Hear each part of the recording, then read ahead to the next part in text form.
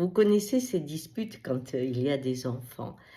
Quand l'enfant est comme on l'attend, qu'il réussit dans le travail ou autre, souvent le père dit c'est mon fils, c'est ma fille. Mais quand il fait des erreurs ou qu'il a des attitudes qui ne sont pas honorables, alors c'est ton éducation, hein. Ça c'est ton fils, tu lui laisses tout faire, ou ça c'est ta fille, hein. Vous entendez toutes les deux contre moi, mais regarde le résultat maintenant, hein.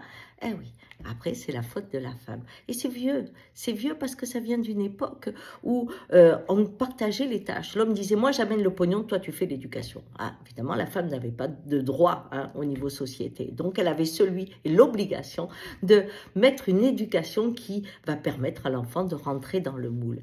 Et chaque fois qu'il y avait une difficulté avec un enfant, c'était la faute de la femme. Aujourd'hui, il y a 2 salaires et on pourrait dire que cette attitude a disparu. Ben non, elle n'a pas disparu. On retrouve cette même situation, même au niveau des animaux. C'est ton chien ou c'est mon chien quand ces choses se passent bien.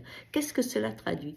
Quand l'enfant s'affirme dans sa différence, quand on voit que l'éducation ne suffit pas à le sculpter comme on voudrait, il y a une blessure qui se fait au niveau des parents. Et l'homme qui représente l'autorité, par exemple, se retrouve presque mis en défaut quand l'enfant n'est pas celui qui a été rêvé, souhaité et que l'on pense éduqué pour être une suite de la lignée qui fasse odeur.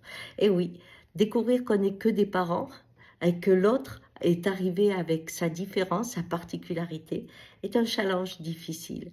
Alors souvent dans vos disputes, ne voyez que votre impuissance à découvrir celui que vous ne connaissez pas, l'homme ou la femme qui est en train de devenir dans votre foyer différent de ce que vous aviez imaginé. Ciao!